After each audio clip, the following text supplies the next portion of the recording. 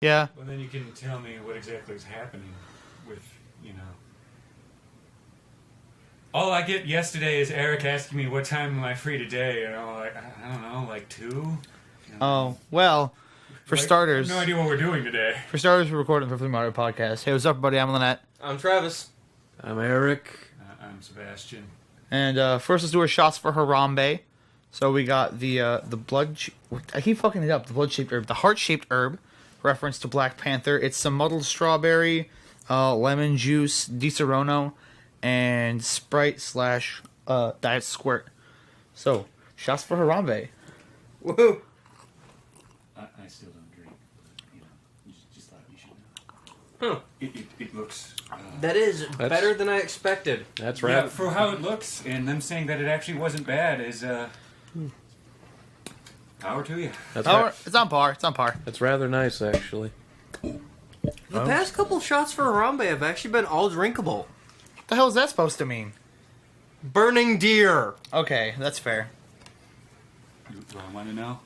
It's Jägermeister chased with Fire Pepsi, which is the cinnamon Pepsi. It's terrible. Why didn't you invite me over for that one? No. Because we had a band over it and it was bad. You should check it out. It was technically episode 4. Oh, all right. Interview with Discount.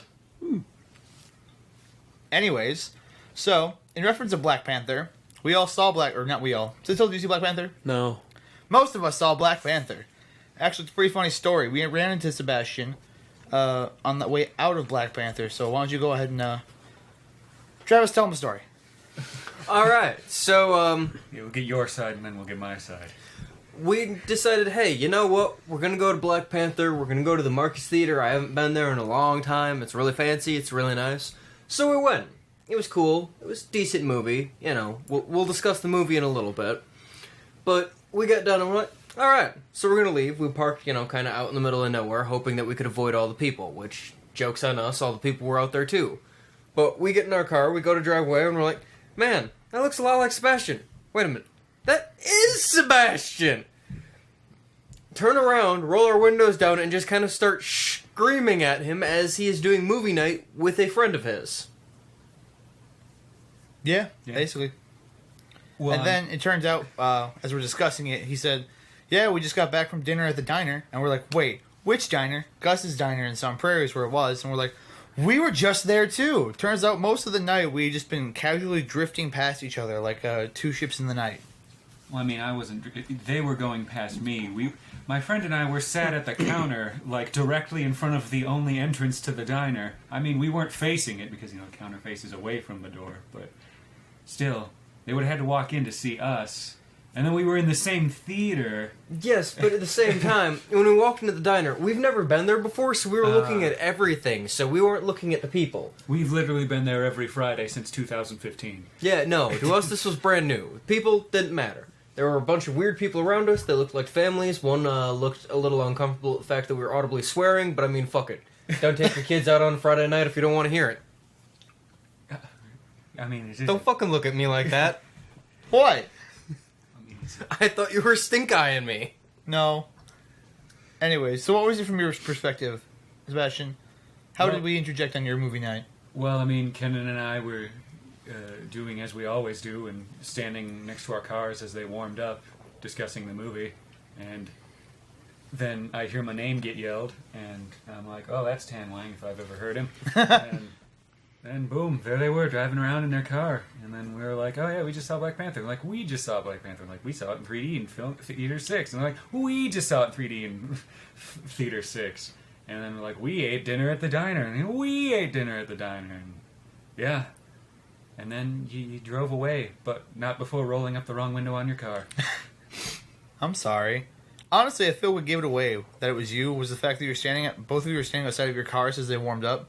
Because it's a very you thing to do. In fact, I remember one time we were all hanging out at my house after a fire. You were supposed to leave after talking. You're like, all right, we're going to warm up our cars. It was you, Tissel, and Shammy. And you're like, we'll warm up our cars, we'll leave. We went to go get fucking Taco Bell. We're gone for 3 hours. Come back, and you're still just standing out there as your car's warming up. You've been running the whole fucking time. You've been chatting the whole time, too. And we're like, what the fuck? So we were there for so long that we had to shut off the cars because we were wasting gas and then turn them back on to warm up again because we were actually going to leave now. Yeah.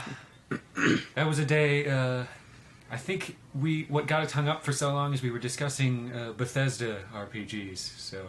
I mean, I can understand how that happens. Yeah, we've been doing that a lot. We've been playing Skyrim. Yeah, this would have been right after Skyrim came out. Yeah. So what'd you think of Black Panther?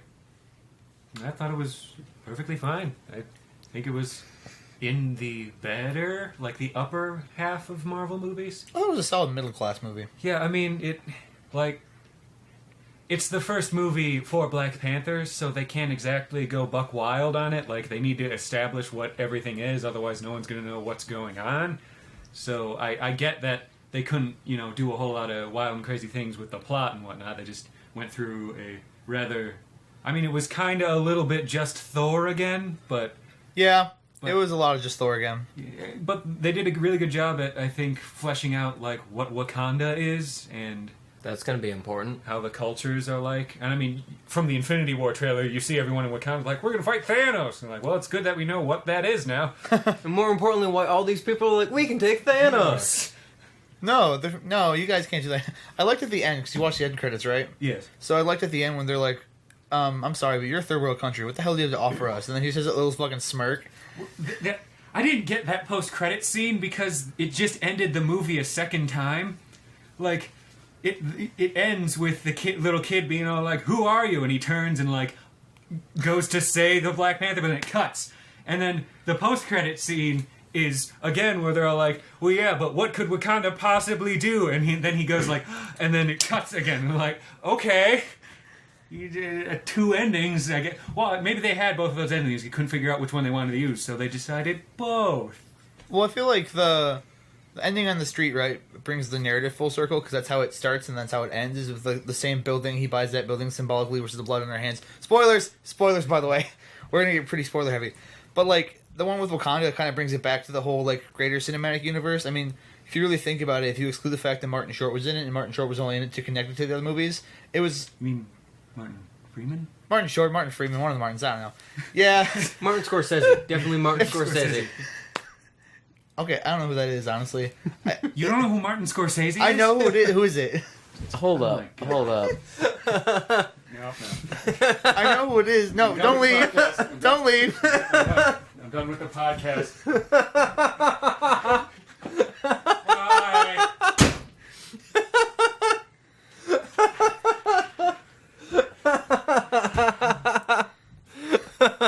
Don't know who Martin Scorsese is. Best goddamn director. Well, this explains why you like the new Star Wars. He's easily the best director with the first name Martin. Anyways. Bilbo? If Bilbo hadn't been in the fucking movie, it would have been pretty standalone from the rest of the movie, so he was really tied together, and I feel like using him, like, again, it was pretty important that, Bilbo was, like, in the room as he's having this UN conversation, because he's trying to, like, again, establish that Wakanda is a bigger part of the Marvel Cinematic Universe than it has been so far, but that's because they're so far advanced. Like, looking at the trailers, they're the ones who are really going to be standing against Thanos, because they have the technology, know how to use it, and the standing army to go, we got the ships, bitches. Yeah, so of they course also have armored war rhinos. They also have armored war rhinos, which is pretty badass.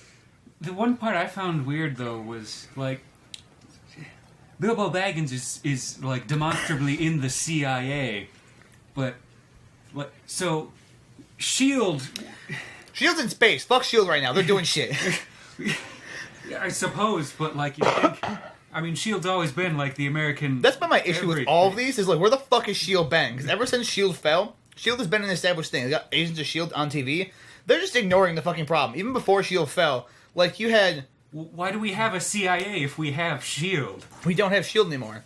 S.H.I.E.L.D. fell, now the Agents of S.H.I.E.L.D. are in the future dealing with the fact that they're probably going to blow up the world in Infinity Wars. It's complicated. Don't think about it too hard. Because, like, Marvel, man... You haven't seen the Netflix series, have you? No, I don't have the internet. Yeah, see, like, there's a lot more going on. And, like, But are the TV series is canon? The Netflix ones are canon, but they're not really attached because it's more like street level shit going on in New York. But my question always has been, where the fuck is Shield?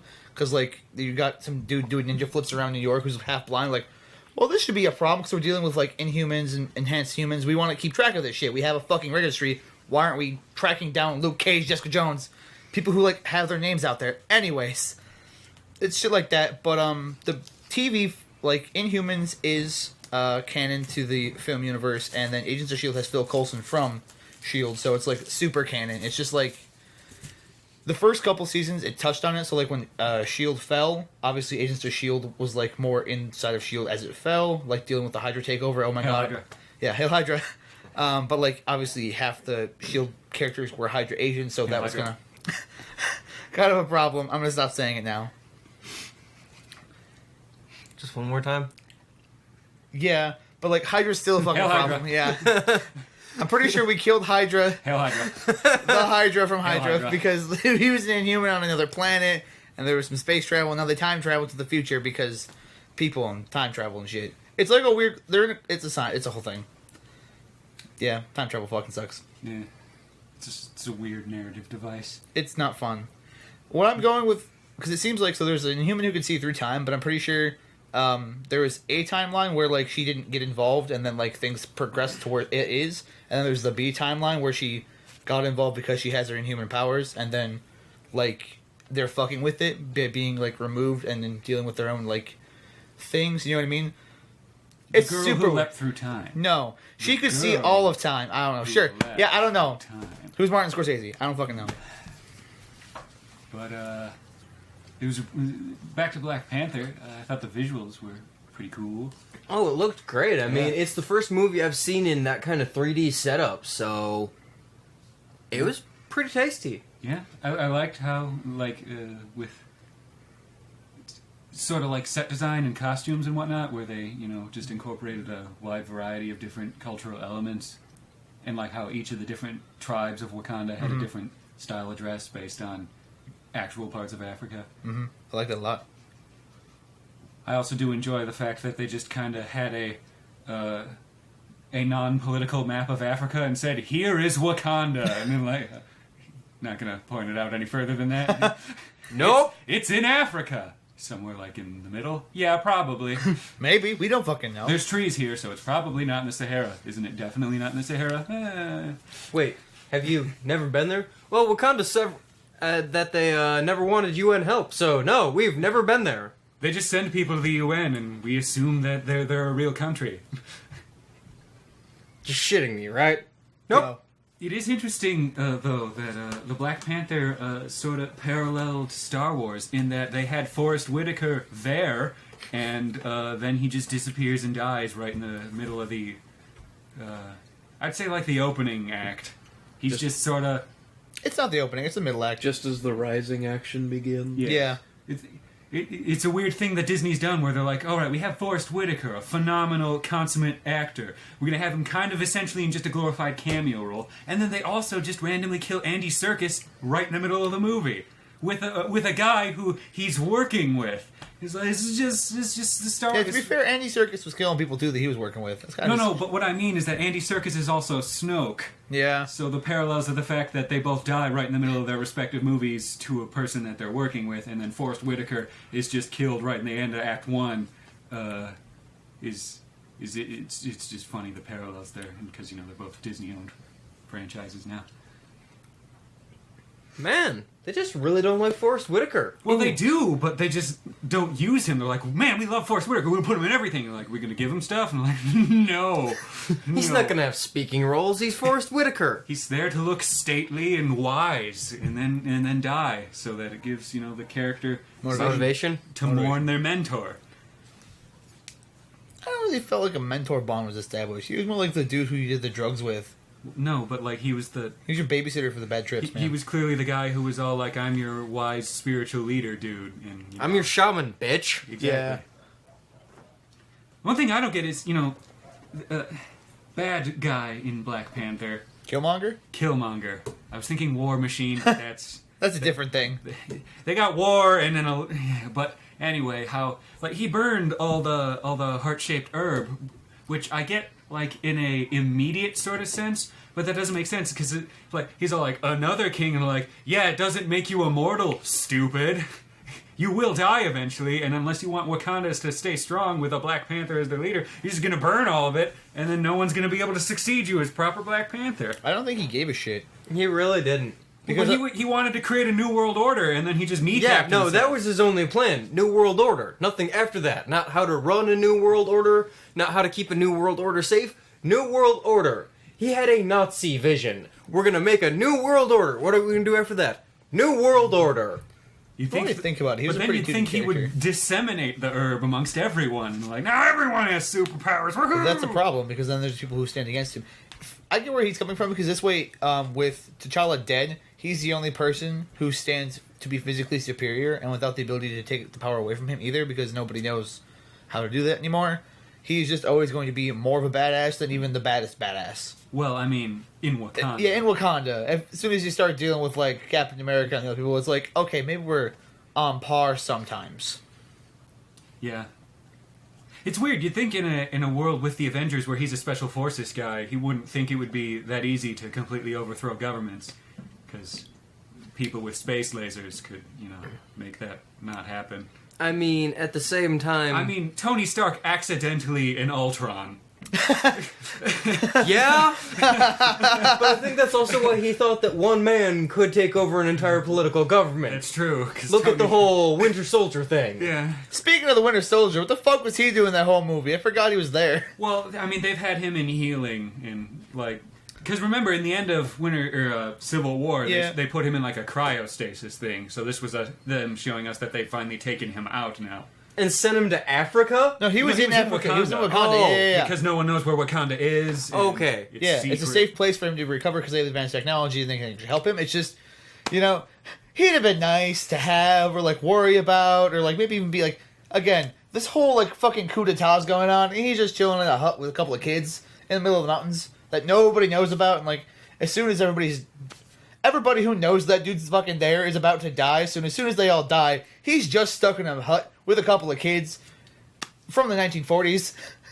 And he's also missing... He and Andy Serkis were both missing arms. Yep. Bad day to be Bucky. There's a good day to be Bucky. Every day before he met Captain America. Yeah. Or do you mean every day before he met Steve, or every day before Steve was Captain America? Both. All of it. Just that guy. No. Fuck Steve Rogers? Yeah. Hey, you're gonna be an Avenger. I want nothing to do with you. Stay out of my life. Don't fucking talk to me. I did like... Andy Serkis was just a gem for all of his screen time.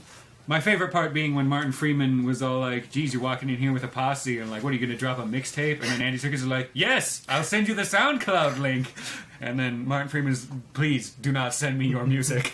But just the fact that Claw would totally be a guy who definitely has a mixtape that he is releasing while also being an arms smuggler. I would imagine it's probably some sort of weird, not quite electronica, not quite rap. No, man, he's Eurobeat all the way. I don't know what that is. Oh. I'm sorry. I don't get your references. Yeah, I suppose you wouldn't. But, when they get in the car chase and he's all like, put on music, it's not a funeral, and as cars are exploding and people are getting shot. I mean, in all honesty, if I were in a high-speed car chase, I would want something in the background. Yeah. Like, preferably something loud and crazy. Like Crazy Train or, some sick beats. Just like, I don't want to be playing casual car stereo with, like, commercials in the background as I'm trying to flee from the Black Panther. No, man, you need, like, Deja Vu or Running in the 90s or Futureland. Yeah. Or Tokyo's on Fire, even though they were in Korea, but that would have been inappropriate because everything was blowing up. Yeah. Sister character was also pretty great. She was fun. She I was her. just constantly taking the piss out of every situation. I like the Panther cannons. Yeah. What? Just the Panther cannons. So they're punching range. You know what? Why not? You know, I came up with a weird question. as I was watching it, where they talked about how they use sound to deactivate the vibranium, which is. But what if you made a tuning fork out of vibranium? If you activated it, would it stop itself? But how could you make a tuning fork make noise? Because if you strike it, it's not gonna ding. It's gonna absorb the vibration. Well, If sound comes from vibration, if it's vibranium, it wouldn't vibrate, would it? I don't understand how this works. Well, yeah, I mean, they've always kind of been fast and loose with what vibranium is, other than the strongest thing ever. Well, it absorbs kinetic energy. That's its thing, right? Vaguely? Vaguely, yeah. I mean, they talk about that a bit when in the first Captain America, when they have, like, they're shooting S.H.I.E.L.D. and like, look, it's great. We made a disc out of all of the vibranium we have. And like, okay. Could have made, like, armor out of it. No, I'm pretty sure it's meant to absorb vibration in most like types of molecular motion, and that's why it's so good for like being defensive on Earth. But it's also used for spaceships and shit on other planets. I'm just saying they could have made it into a sword that does a Yeah. high frequency vibration thing and would cut everything. That'd be more badass. Or a thing. But Yeah. I suppose that goes against Captain America's like a protector, not a Yeah, guy who cuts people in half. but Wolverine. Wolverine. Well, he's adamantium though. Yeah, but I if we mean- did this instead, Put vibranium in Wolverine. put vibranium claws over his adamantium claws. It's a terrible idea. Fine, give him wearable vibranium claws, and he can just fucking extend. One claw vibranium, one claw adamantium, and one claw like some kind of weird other material that he could use. Something that's not ferrous, so it can't be magnetized, so he's always useful. Technically speaking, can't vibranium weapons cut through adamantine because adamantine is a weaker setup, and there is a material that's stronger that's a vibranium adamantine mix, which I believe is actually what the Captain America's shield is, because Captain America's shield is not directly vibranium. Marvel doesn't have adamantium.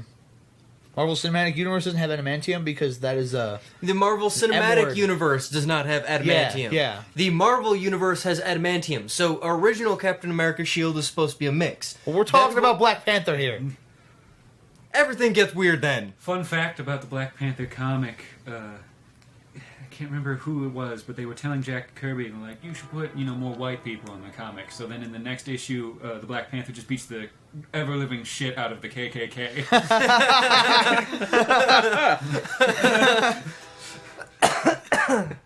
Topical. Oh, That's a train. We're right next to a train line. That's what our town was. Like I could was walk, built on. I could walk out the door and just spit, and I would probably be able to hit the train track. we gotta wait for this to pass. It Yeah. picks it up, yeah. I figured as much. This is the first time it's been an issue on the podcast. Congratulations, we got 8 episodes in. Ooh, I want to do a thing. I love when you do that. That's one of my favorite sounds to just look at. I mean, well, we usually record in the middle of the night, so Yeah, That's fair. You'd be surprised how often it comes through in the middle of the night, though. Like, we got all we these have midnight serious- trains to Georgia. we are seriously lucky with the amount of times we've recorded and not had to deal with the train. Because there have been nights where he and I have been hanging out just chilling here, and we'll get like 3 trains in a fucking hour. Well, and they're also not quiet because they got a haul to get up that hill, so they're just flying and. They're chugging, they're whistling, they're annoying. They killed my dog. Killed his dog. What?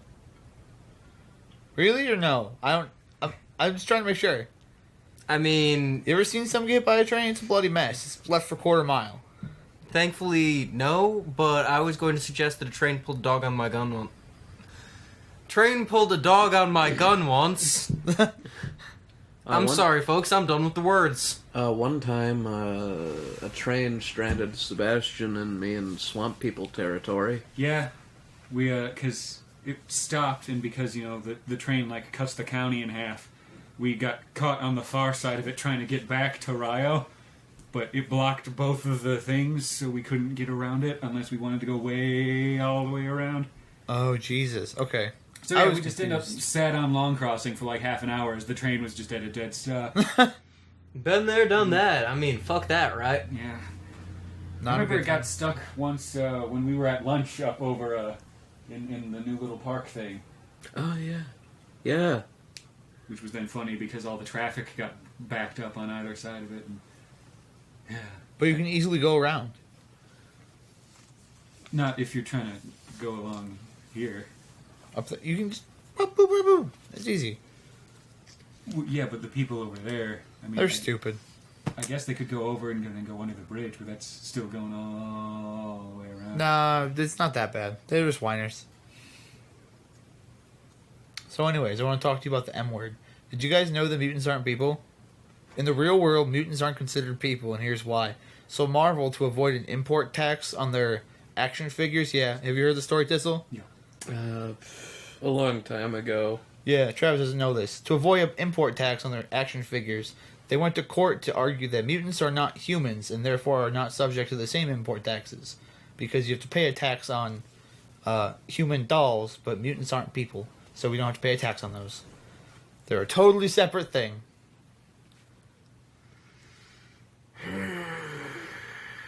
Hey, this is an audio podcast. Way to What are stay you on doing? message, guys. Hey man, I mean- kill the mutant, burn the heretic, purge the unclean, all that. That's gonna be a problem. Why? Well, I mean, because if you're purging the heretic, I mean, that's kind Purging of... the unclean, burning the heretic. Yeah, we're always on fire. Touche. Alright, then I got nothing. Yeah, I had to explain what an actual heretic was to him, and now after understanding heretic, he's like, oh yeah, Parker. Yeah. Yeah. He would definitely put demons into his cardboard computer. I don't think you understand. He connected a male audio God. video setup for a GameCube to a male audio video setup from a projector screen so we could play a GameCube game off the projector. The projector's terrible. Yes, but he hooked them up using basically... Aluminum foil and some electrical tape. Yeah. I mean, yeah, that's what I was going to suggest, but still, what the fuck, man? There's a working TV 20 feet over there. Trying to play Call of Duty on that projector gave me eye strain. Well, I mean, Playing anything on that projector will give you an eye strain. We played when Sims. he fills the room with fog. Yeah. He tried that. We didn't let this shit fly. That's also because his fog machine really sucks now. Our fog machine's badass. Damn straight it is. 15-foot cord, wireless button, color-coded. EMM laser things. We have laser things. Just not attached to the fog machine yet. No, they don't come attached. Huh? You ever think about featuring that on the podcast? The fog machine or the laser things? The fog machine? Yeah. Hey, like actually. fog machine, what do you think?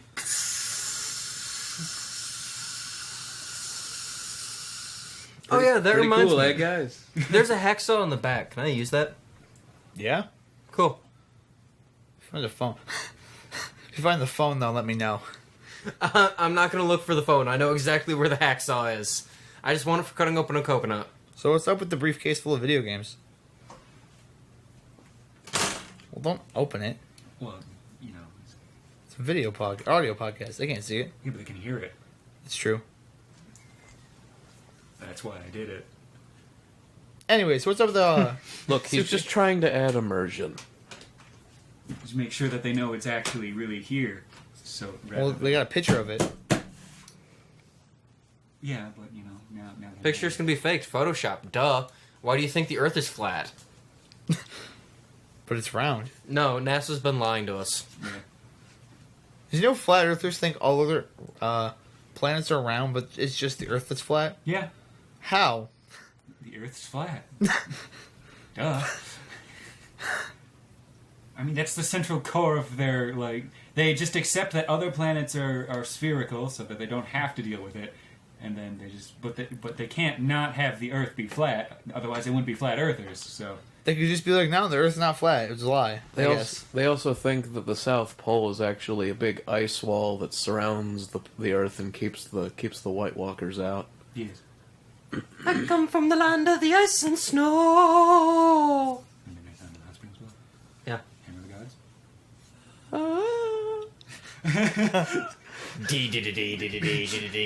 Ding. I liked playing Immigrant Song. It was pretty fun. I liked Pep Band. Yeah. We played some tasty jams. Things were simpler then. Favorite song? We played in Pep Band. We Not Run Run Away. Okay, I take it back. Travis looks very offended. Very offended. I always fucking love Run Away. Okay, apparently.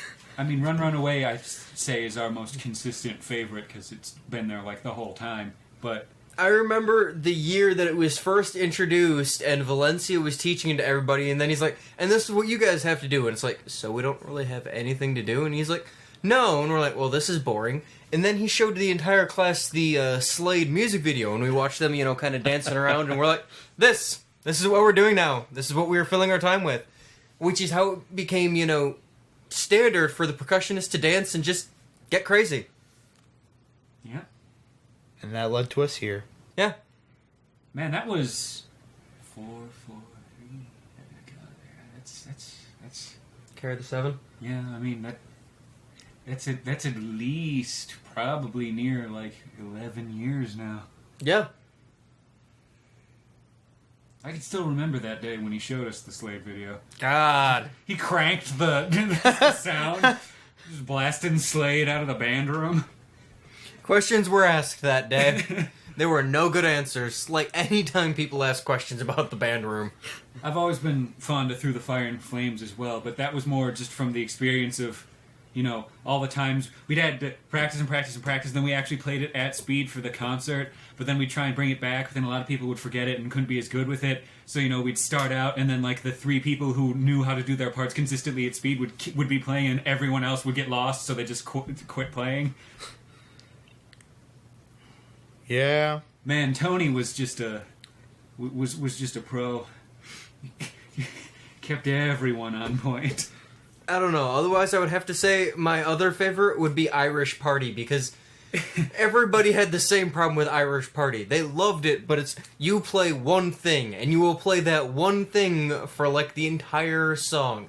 What was it, 38 measures of G? Yep, 38 measures of G for the tenor saxophone, and whatever it was, I'm not sure, I can't remember which note it was, because Shammy with the trombone would, do the thing where he slid it in. The blah. Yeah, to get that in. So he had a bit more variety. I would just play my saxophone one-handed for all of the song, because you could. Because even when it kicked up to, the high-paced dun dun dun dun dun dun dun dun, that was only needed 3 keys, so you could just play that one-handed.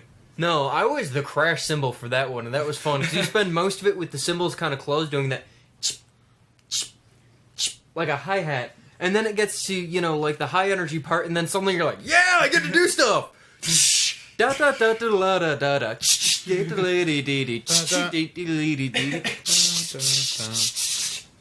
Yeah. Good times. Irish Party in third class was a good one. All the Small Things was just fun, because that was another one where everyone didn't really have a whole lot of variety of their parts, so you just get the na na na da da da da da da da da. Like when people would be missing for a pep band because they happened to be in the sport that was playing at the time. Because there was a point in time where we had like 3 or 4 girls who were in pep band who were also in basketball. So when we had girls' basketball games, they would just not be there. So we would have like 3 woodwinds and 14 low brass. Yeah, so you could... Those were always the days when we picked the bassy songs. Man, you want blah. We have got your blah. Aaron definitely was a champion with having to play the piccolo with a band of just like, alright, all we have for this time is drums, low brass, and a couple trumpets. And then Aaron has to cover all the high notes with a piccolo. That's not how a piccolo is supposed to work, though. Yeah, well, that's not how monks are supposed to work. That's not how the band's supposed to work. We did a lot of things we weren't supposed to do as a... Fuck yeah, parts. we did. Remember the time we broke into the school to drop off a couch? Yup. And Mr. V was like, hey, nice couch. And I remember the one time he's like, hey, you can't have the couch on the stage here. We're like, okay, we will not have it on the stage. Picked the couch up, moved it approximately 20 feet in one of the sound-proof practice rooms. It was cool there. And there it stayed. For about 3 to 4 more weeks until the start of Cabaret, and he's like, hey, you can't have it in the sound room. And we're like, alright, no problem, we got you. We moved it 30 feet the other way, into the instrument storage room. And that's where it spent the rest of its life. And there, he couldn't say anything about it, because it wasn't in the way. Yep. We actually, though, I still remember that one cabaret when they would. This was back when we were still used as unpaid laborers and also weren't used, fed or anything. Imagine Chinese sweatshops. Yeah. So, in order to avoid that, we would hide in the instrument room. Like, I remember Joe could fit on a shelf. Like, We were like cockroaches. Like, somebody would say scatter, and we would just get under things, behind things, on top of things, and like, you would turn the light on, and it would be an empty practice room. And as soon as you killed the light and we heard, like, the door close, 12 people would just kind of slope out of the darkness, climb off of shelves. Like, I do remember at one point in time cramming my scrawny body like behind a file cabinet in the narrow way and just being like, yeah, we hold your breath. We fit 3 people behind that couch in that space because it was just the people who were on the couch like scatter. We just all dove over the back of it. Press yourself to it. We hit a TV and a drum box. Okay, so we had this old TV that was in this ancient ass like instrument case out of like the late 70s, early 80s that was just left on a shelf. There hadn't even been anything in it, so we're like, alright, we put a TV in that one. In a smaller case that we, again, found in the same practice room, we put a PS2, couple controllers, some games, and then for, you know, like Pep Band or events like Cabaret, we would bust everything out and set up a TV and video games in the instrument room with the couch. We had the bag filled with drinks in the ceiling, and then we put all of the food inside the couch because it was the inner lining was broken and it was just a giant storage container. Yup. Good times. I think that's where all of this comes from. Yeah. Yeah, mostly. Learning to get by in an underfunded department of an underfunded school. Now we're an underfunded company with underfunded goals. Oh, how far we've come. That's a good song, too. That was another fun one for Pep Band. Yeah, I enjoy Let's See How Far We've Come. The photos got wider because we got bigger pixels. True. Yeah. Better definition. And all that stuff. Yeah, now that we know how we're recording, we record in much better definition. We're not trying to convert non-HD footage into HD. There you go. Yeah, we did that for the first 2 years we were trying to do videos. We didn't realize that the Roxio I had, the default setting was to record in 480, but my default render setting was 1080. So it was 4 times bigger than it's supposed to be. So I'm like, why do these always look like trash, and why am I recording such trash too? I know why now. It's dumb. Yeah, that'll do it. That'll do it really bad. Funnily enough, when I was clearing out this suitcase full of video games... Which we still haven't talked about, by the way. I found the HDMI to the X-Bone in it, which then had me get up and then look quizzically at the X-Bone I have hooked up, because what's hooking that up to the TV if not its own HDMI cable? Did you check? Well, it is hooked up with an HDMI, but I don't know where I got that one. Something somewhere else is missing in HDMI. It might be, well, I do have the that's where the satellite box is, and it might just be that one. But I thought that it was the X-Bone that I was using that HDMI for, so I have no idea. Yeah. Well, now I can just use both of them. I can just leave it hooked up to one, so I don't have to keep switching between one and the other. That's always nice. Yeah. So, what's up with the suitcase? Well, it was my grandfather's. I've used it to transfer. It's perfectly sized to transport a console, video games, and controllers with the way it's proportioned. I mean, it is luggage, so they do design it for that sort of thing. Just out of curiosity, how many games does this fit? Crap. Jesus. I'm a monster. Okay, so here are 5, and then we can Yeah. just count from there, and then we get 2, 4, 6, 8, so 8 plus 5 is more 13. than 10.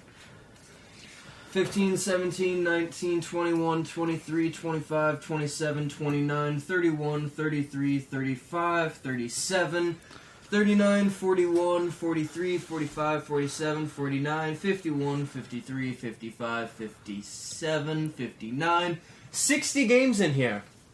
These are all my 360 games that I've brought over because, as we discussed earlier on a different podcast, I really can't use them anymore. Well, I mean, he could, but it would just be self-defeating and one of those things that makes you hate yourself. Yeah, I mean, why would I want to start over all of these games when I still have a backlog of games that are in the current gen? So how do you feel about Red Dead Redemption 2? I'm super excited for it. I love Red Dead Redemption 1. I never played it. Jesus. What? It's like GTA, but with horses. I like horses. Horses Boot suck. it up. I mean, it's a really solid game. The story is actually a pretty compelling narrative. No, it's got a phenomenal soundtrack. I played Undead Nightmare. Yeah. See, like the first time you get to Mexico, Yes, when you break far through- away. Yeah. And the best part is, like, when I crossed Mexico, it was bright, it was sunny, I got through the whole thing. Just as I get to Mexico, it starts, like, downpouring. I have this stolen horse, and I start riding, and Far Away kicks in. And it's one of those, it's a new place, it's beautiful, it's, like, the reason you're there is amazing.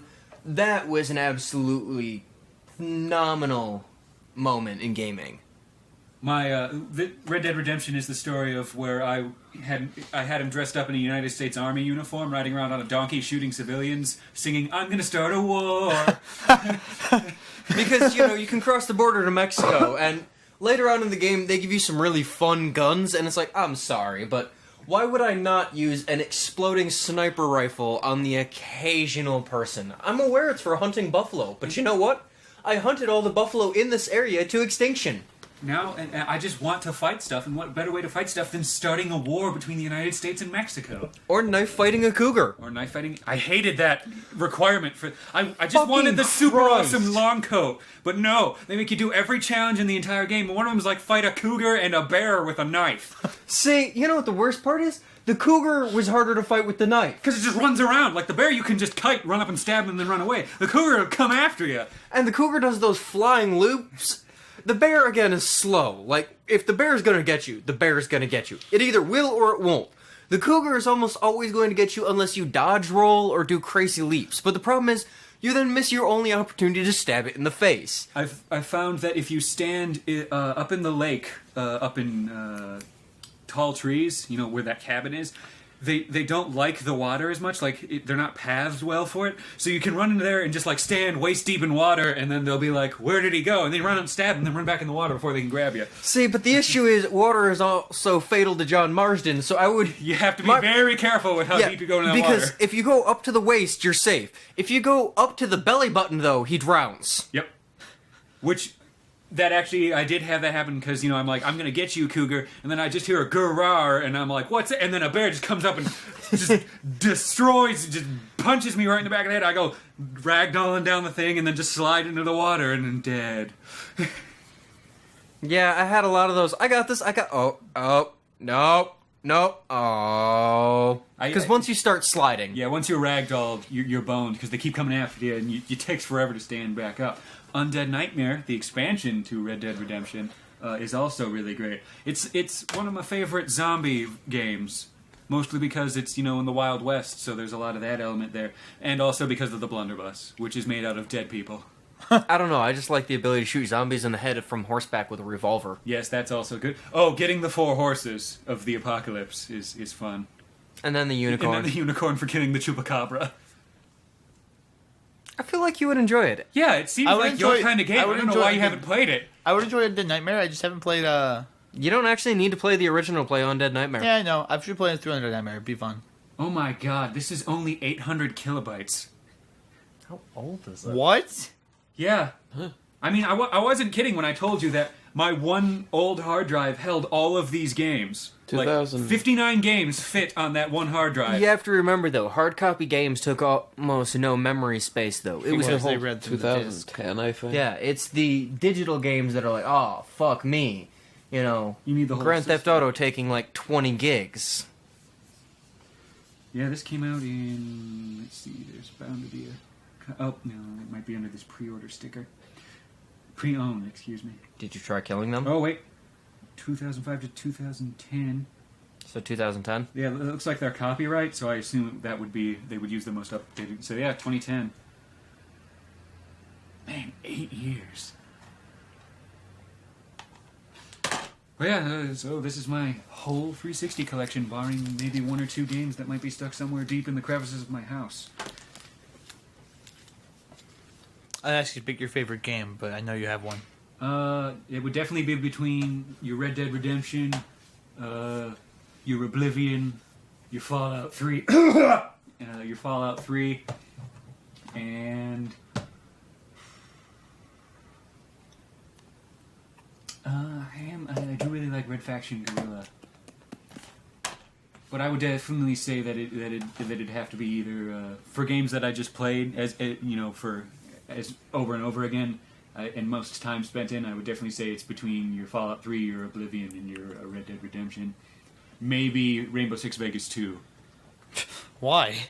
Well, you played a lot of it? Yeah, I would just keep playing the campaign over and over again, and then Terrorist Hunt. It just had a really engaging single-player experience, because it just let you kept fighting AI and doing new and interesting ways to do things, and then you'd unlock more guns to have, and then you could play the game entirely differently. One playthrough I played entirely all stealthily and sneakily, and then I unlocked the Raging Bull, and then the next playthrough I just ran through with the Raging Bull. It's a big revolver. Oh, okay. It is a 44 Magnum with, I believe, a 7-inch barrel on it. Yeah. Oh. Just big honking silver gun. So Oh, God. think Yeah. Fast the Stampede. The reason it's called the Raging Bull is because it's a Taurus series revolver. They're also the ones who made the Raging Hornet, which is a 22 revolver that carries, I believe, 8 or 9 rounds in it. Still also has the 7-inch barrel. And the Raging Judge, which is the 45 Long Colt version, which will also fire a 410 shot shell. And again, consider how fucking big that handgun is. Big, right? I don't. Yeah. I don't have no reference. Okay. Alright. So, folks, imagine, like, your standard 12 size, or size 12 shoe. It's a little bit over a foot. We'd say it's, 14 inches all said and done. This is a 13. This is a size 13. Alright. So, a Raging Bull handgun, the Raging Judge probably comes to about here all said and done. Oh, that's scary. And now I have my foot for reference. Thank you, me. Yeah. And again, it fires either a rifle handgun round or a shotgun shell. Or flechettes. Or flechettes if you're feeling crazy. What's a flechette? Flechettes are these, Darts. yeah, they're basically metal darts. They either have fins on them or they're just straight up metal darts that are jammed into a shot cup or something similar. And depending on the size of the shot shell, for like a 410, you can probably fit 10, maybe 15 flechettes in there, depending on the size. But they're an anti-personnel, because when they fly through the air, they keyhole, which means they don't fly straight. They, spin around, which means when they hit you, it's not just a little thing, it's continuing to spin. So when it hits you, it'll tear through and... Until you open. Yeah, it rip you apart like a... Make your instant insides be on the outside. Because there's a lot of them, the point is they shred you. That's why flechettes are an anti-personnel round. Doesn't it also have incendiary rounds for it? No, but for the 410, no. For larger variants, yes. Incendiary rounds start things on fire, Ten. I knew that part. All right, Tissel. Here's a gaming question for you. Have Yeah. you seen the new Kingdom Hearts trailer? Gameplay trailer for the Monsters Incorporated world. Yes. What are you thinking? Because you like Kingdom Hearts, right? You're like, don't you have like the newest HD remaster with all the acronyms and adjectives? Well, I think he's a fan of like Kingdom Hearts 2, right? My relationship with Kingdom Hearts is a bit of a troubled one, but Shame he's the hardcore yes, Kingdom Hearts on the fan. whole. I mean, if you're still playing for the story, don't. I don't know how I feel about the Sora's monster costume, But he was so kawaii! Yeah, I thought it was adorable. I He's wanted to kind do that. of, yeah. But the actual playing in that world looked pretty good. It looked fun. So, is the whole new kind of weapons, like the guns and axes and shit, is that new to Kingdom Hearts? Has it just been a actual blade thus far for the Keyblade? Yes, it's always been a straight up melee weapon. So now it's kind of changing the tactics a little bit, or changing up the gameplay a little bit by Well, having the from what you can tell. From what you can tell. Because, I mean, it's not an actual gameplay trailer. It's, Yeah, but it seems interesting and very simple to do, because it's mostly just like changing out the model for a sword and then giving it different damage. We just gotta wonder, why would they change... I mean, they got the mechanics down in Kingdom Hearts 2. Just stop there and go.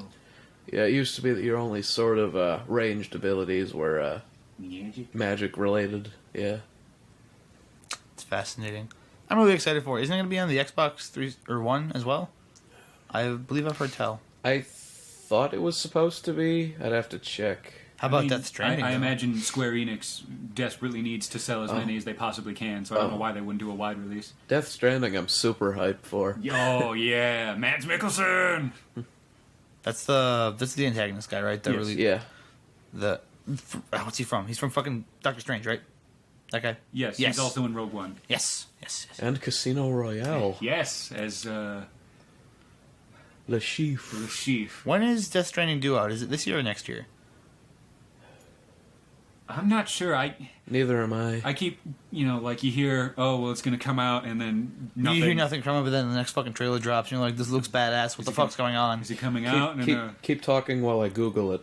Oh, I'll tell you a fun story. So, my friend in California works in, I think it's some kind of store that sells, your calligraphy stuff and, that sort of more higher-end artsy stuff. Uh-huh. But, so there's a Swedish, pencil pen maker called Karan Dash. And that's not actually, real French. That is, in fact, the guy who founded the company used that as a pen name. He was a Russian-born Frenchman.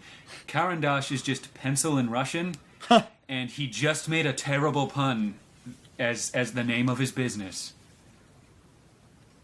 Wow. Yeah. I mean, you think you're dead? This is back in 1800s. That's pretty good. Dedicated to terrible humor. Yeah, that's pretty good. Congratulations, that man is Lynette's new idol. Okay, so it's You gotta coming have out goals. maybe sometime in the next year or so. Maybe. I'm Like not. Kingdom Hearts 3. Yep. These are gonna be great when they come out. Eventually. This is why I've stopped maybe. getting hyped for games. Yeah, when they're out on the shelf and I can see the copy and buy it, I'll be all like, yeah. Yeah, like the next Elder Scrolls. Yeah, or Red Dead Redemption 2. Yeah. Something I really hope is going to happen. Yoko Taro was saying that if Nier Automata sold well enough, he and Platinum would be interested in doing a remaster of the first game with actual gameplay. That'd be cool. I would very much like to play that. Yeah.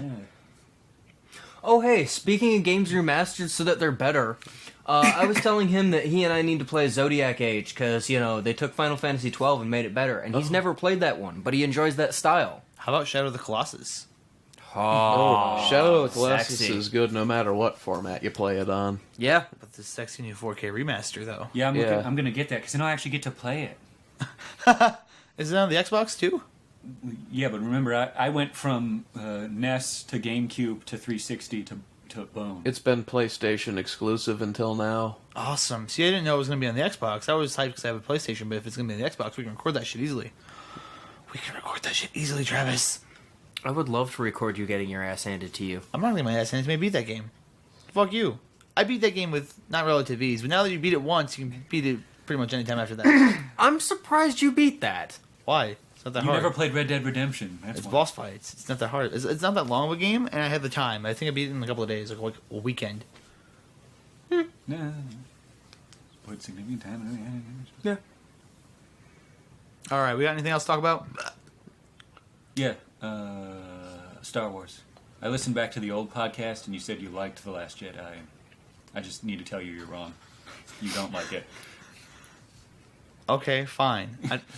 Whatever. I still think it was okay. It was okay. No. Yes. It is broken as a film. Whatever. While it is very pretty and, technically well done on that aspect, it is, non-functional on a script base and just, terrible. It's okay. It's an okay movie. No. See, Yeah. but as someone Oh, who's God. never really a fan of the older He doesn't know who series- Martin Scorsese is, so, I can't really explain this to him without him saying he likes it because it's pretty. And I can't deny that. It is pretty, and, yeah. You know what wasn't pretty but was a phenomenal story? The first fucking Star Wars, which admittedly for the time was amazing. My parents saw it when they were young, and it was like, holy shit, people in theaters were ducking when the spaceship flew over, because that was something that had never been done before in, special effects. So, at the time, it was eyeball sexy. Now, you would think it looks terrible, but the story is still on point. There's no weird, plot holes that need to be just... But wide, like in the prequels. Because even in the prequels, and Anakin was born. So wait, he's of the... Wait, what?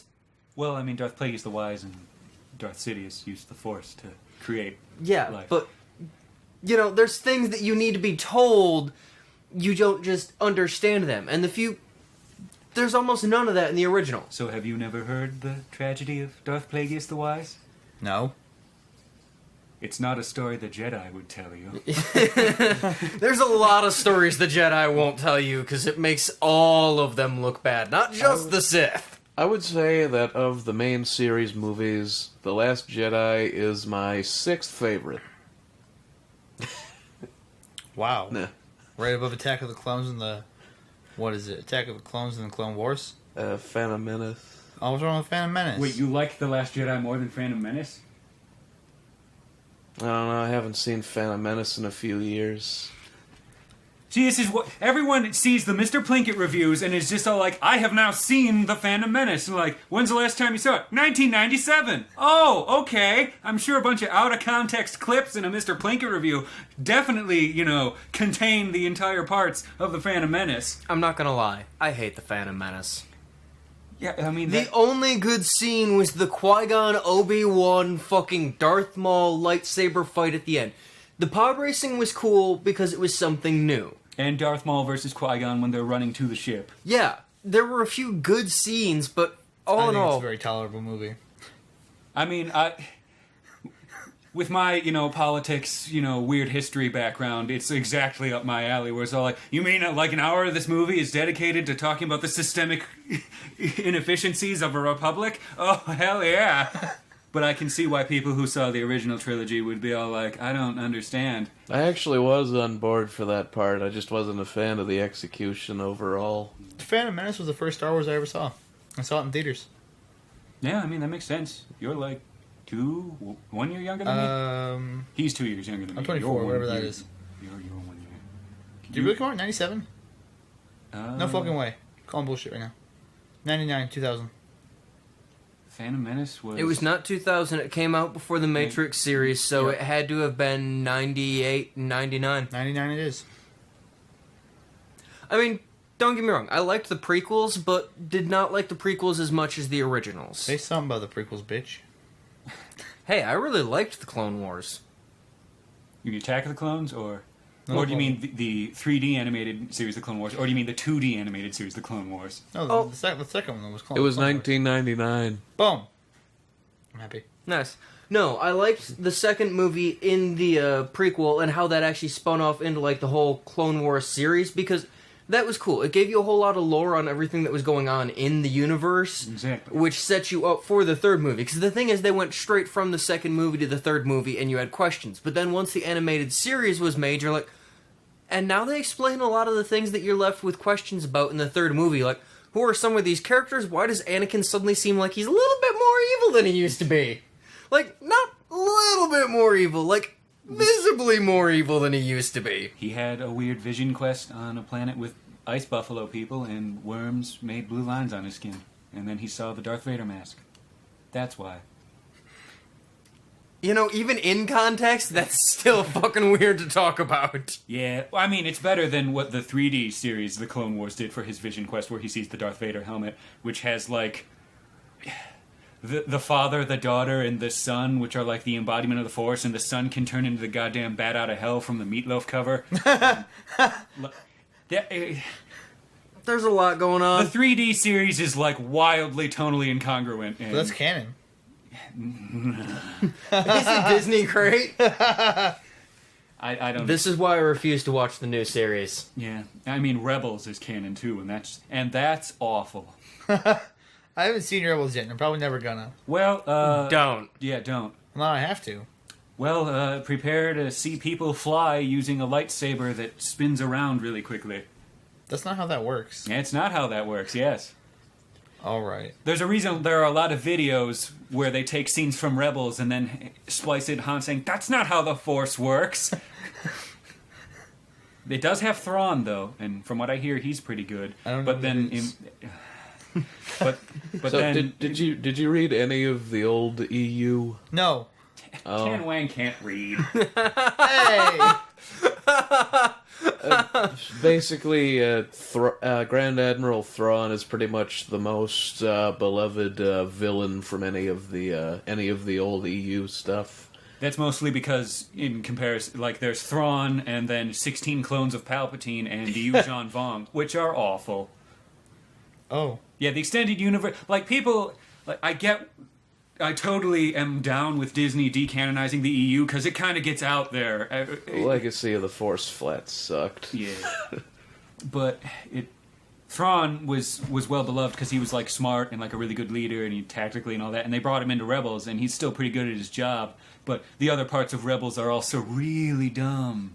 Like, right now they're in the mid-season break for Season 4, which is, thank God, the last season, but, like, there are wolves on the planet of Lothal called, like, Loth wolves or something like that, but they, like, are psychic and can travel at light speed through the planet's core. What? Yeah, it gets really out there, and, like, we're coming down, like, to the last half of the show, and they have done nothing with Season 4 other than establish these weird-ass wolves. See, this is why original Star Wars was my fucking jam as a kid. When Gen Con used to be, like, in Milwaukee, we went one year because they had a bunch of the original Star Wars cast on a panel.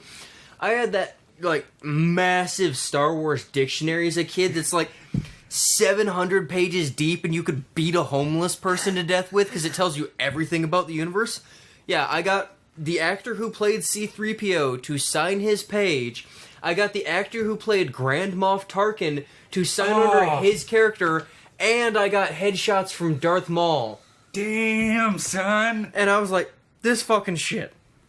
Do you have that book? Can I touch it? Can I take it home for roughly 15 minutes? Technically, D has it, but yes. I'm sorry. Something that you get signed by the original Star Wars cast, you don't fucking get rid of. In 30 years, that thing is literally going to be worth its weight in gold bars. When all the actors from the original series are, completely dead, that shit. Having signatures from a series that was iconic. Boy, did Disney ever bet and lose on which of the original trilogy trio was gonna die first. Alright, we'll kill Han and Luke. Ooh. Oh, no. Poor choice. Though, granted, I mean, there were like 17 moments in The Last Jedi where they could have just gracefully had Carrie Fisher, die. Yeah, just leave her ass out in space. I'm fine. Yeah. But think about it. Now that all the old blood is gone, out with the old guard, in with the new. Yeah, with the new, poorly written. Hey, King is dead. Long live the king. Hail Hydra. Jar Jar's the key to all of this. Fucking I know it. Alright, we're going to hang up on that point, guys. Thanks for listening. See you next week for another episode. The entire script is wrought with completely illogical actions. See you next week It's a farce!